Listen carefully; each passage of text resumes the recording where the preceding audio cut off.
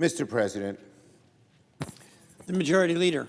first a little housekeeping business, and then we'll get to the statement. First, Mr. President, I understand that there is a bill at the desk that is due for a second reading. The clerk will read the title of the bill for the second time. S-259, a bill to ensure transparent and competitive transportation fuel markets in order to protect consumers from unwarranted price increases. In order to place the bill on the calendar under the provisions of Rule 14, I would object to further proceeding. Objection having been heard, the bill will be placed on the calendar. Mr. President, I want to begin by offering my prayers to everyone affected by the devastating earthquake in Turkey and Syria. Over 6,000 have been reported dead, and it's just awful, awful. You see the pictures and you ache. We stand ready to help however we can. Now, tonight, Mr. President, President Biden will come before a joint session of Congress and deliver his State of the Union to the American people. It's a chance for all of us to hear directly from the Commander-in-Chief about the tremendous progress we've made as a nation, the challenges we've overcome in recent years, and how Democrats are keeping our promises to make the lives of the American people better. I expect the President will make the case clearly and convincingly that today the United States is far better off than it was a year ago. Inflation is coming down. Wages are going up. Gas prices have eased at last. Unemployment is near record lows. And the pandemic, after causing so much suffering, so much destruction, no longer dominates our lives. Our work is not finished. But today we can confidently say America's headed in the right direction thanks to President Biden's leadership and thanks to the work of a strong, unified Democratic Party in Congress. As Americans listen to President Biden, I'm confident they will see the glaring contrast between Democratic unity on the one hand and Republican chaos on the other. Democrats remain laser-focused on delivering our people-first agenda. Every bill Democrats passed last Congress was written with average Americans in mind, from the American Rescue Plan to the Infrastructure Bill to the Inflation Reduction Act to gun safety, marriage equality, and so much more. Let's just take one example out of many. It's an important example, but just one. Senate Democrats worked very hard to deliver a $35 insulin cap for every American on Medicare. But of course we want to go further. We tried to get it for everybody before reconciliation. But the reconciliation bill only allowed us to pass in the IRA an insulin cap for all Americans. When an amendment was offered to add everybody in, unfortunately, we did not get enough Republicans to vote for it. But this idea deserves new life and bipartisan cooperation in this Congress. And I look forward to hearing more from the President tonight. And very soon, Americans are going to feel the benefits of our agenda in their daily lives. Implementation is going to be a top priority for Senate Democrats in the months to come. Not everyone has the time to follow what happens in Congress day by day. But when we actually start doing things, implementing the bills, oh, it gets out. Just look at my home state of New York. After we passed infrastructure, many people didn't hear about it. To others, it was a line in the newspaper, oh, they have a bipartisan infrastructure bill. But last week, when the President came to New York to celebrate Gateway, you could feel the exultation and excitement in the city. That's going to start happening again and again everywhere, in every state, in every community, as these large bills that help the American families are implemented and people see the actual results in their communities. So let me say it again. Democrats are proud we stuck together and delivered on an agenda that lowered costs, lifted America out of crisis, and helped lay a foundation for future prosperity. Now, our MAGA Republicans cannot claim the same. On the very first day in the new majority, House Republicans passed a bill not to help average Americans, but rather that helps the ultra-rich, so they can avoid paying their fair share in taxes. The bottom line is these people who are going to be added to the IRS, we're going to focus on all of those who are much richer than the average American but pay at a much lower rate. But the Republicans couldn't go for that. That's the people they want to represent. And then they hardly stop there. In just 1 month, the MAGA House majority has doubled down on their war on women, tripled down on their asinine national sales tax proposal. And Republicans continue to hold the full faith and credit of the United States hostage to their radical agenda. In the coming months, nothing will require more cooperation and serious-mindedness than lifting the debt ceiling.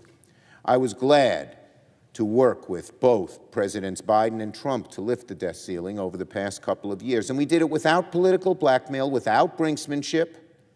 But Speaker McCarthy and many of his House MAGA Republicans are taking the debt ceiling hostage and basically saying our way or the highway. Agree to cuts or we won't lift the debt ceiling. That's not going to work, plain and simple. History shows that those who try to threaten their way to an agreement end up losing. If Speaker McCarthy is insistent on spending cuts, which we Democrats will strongly oppose, he has an obligation to take the next step and actually say what those cuts are for.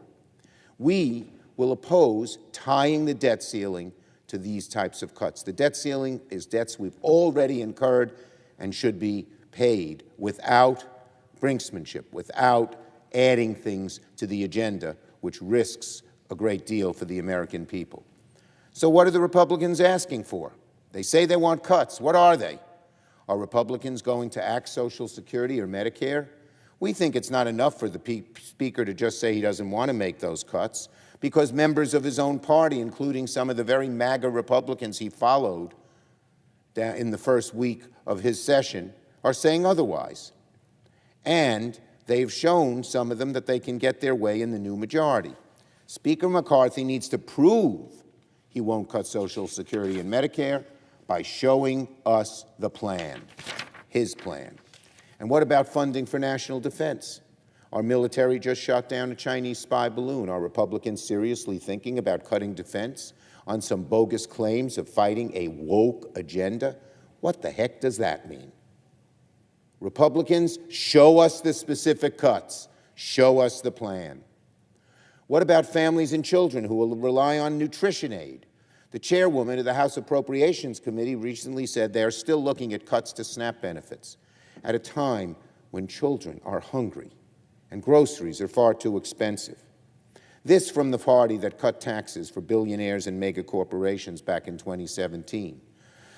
If making sure hungry children have enough to eat is part of the woke agenda, then we sure don't have the same definition. Now look, I know it's not easy for this new majority. The 20 or so extremists who dictated the House rule package can now thwart whatever the proposal the Speaker wants to come up with if they feel the cuts don't go far enough. So I'm gravely concerned that things will be very, very hard for the Speaker to manage if he can come up with a plan at all. And all this brings us back to what Democrats have been insisting on from the beginning. No brinksmanship, no hostage-taking. Let's lift the debt ceiling together. Let's pay the debts Democrats and Republicans, including Donald Trump, already incurred without ultimatums. Tonight, I expect the President will make this very clear to the American people, and it will be the responsibility of House Republicans to show that they take the debt ceiling seriously before they create an unprecedented crisis that will wreak havoc on every single American. Now, on the Chinese surveillance balloon, I strongly, very strongly condemn President Xi's brazen incursion into American airspace with the Chinese surveillance balloon.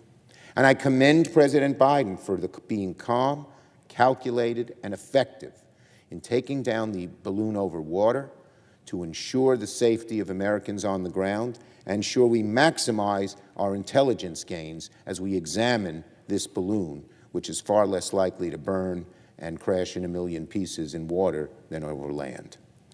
Instead of criticizing China, I was shocked to hear MAGA Republicans, before they even knew what was happening, before they even knew the whole story, direct their criticism towards the President, saying we should have shot down the balloon the moment we saw it. So it's clear the MAGA Republican criticism was at best premature and at worst political. This is one area where we don't need politics. We need Democrats and Republicans to come together to condemn China and be a unified front against the CCP. President Biden and his team did the right thing. They waited and took down the balloon carefully, precisely, and with what both the military and intelligence experts urged them to do. Had the president not gone along with what the military said, I can imagine that some of these same Republicans, so highly political in their criticism, would have then criticized the president for not listening to the military leaders. But now we can recover most of the equipment, begin to analyze the technology in the way it was done. Again, I applaud President Biden for his leadership. And on Thursday, all senators, we've upgraded this because so many senators wanted a briefing. I asked the administration to do it as an all-senators briefing instead of the Gang of Eight, and that's what's going to happen. So all senators will receive a classified briefing from administration officials on the surveillance balloon. Now, finally, on the Fourth Circuit. Mr. President, before senators join with our House colleagues for the State of the Union, the Senate will take its first judicial nomination vote of the Congress by advancing DeAndrea Benjamin to serve as a circuit court judge for the Fourth Circuit. If confirmed, Judge Benjamin would make history as only the second woman of color to sit on that court, a long overdue step in making sure the bench reflects the vibrancy of the Fourth Circuit. Judge Benjamin's credentials are unassailable, and I thank my Republican colleagues in the Judiciary Committee who supported her. The Senate is going to continue prioritizing judicial confirmations on the floor of this Congress. We have a lot of outstanding men and women coming out of the judiciary very soon, and we'll work quickly to move them out of this chamber and onto the bench. I yield the floor. Note the absence of quorum. Clerk will call a roll.